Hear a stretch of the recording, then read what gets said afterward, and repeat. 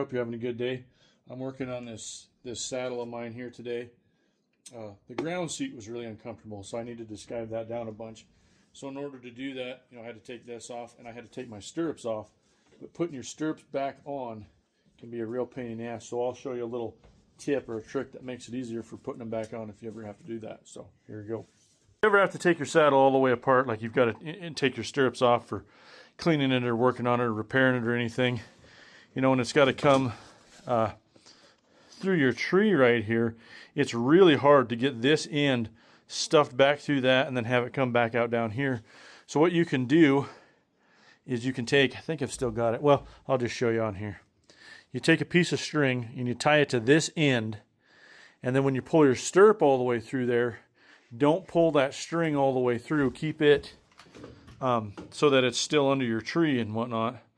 So then when it's time to put your stirrup back in, you can just stick the end of that string back through your stirrup like this. And then when I go to put this back in, I'll just put this end right here in the tree right there. And then these strings will help me pull it back through, because it's really hard to push this piece of leather far enough out of your way to push this back down through there.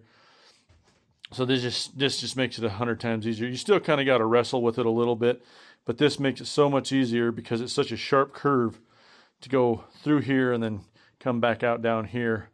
But having a string on there helps pull it through. So just remember, when you're pulling your stirrup leathers all the way out of your tree, to not pull this string all the way out and just leave it hanging.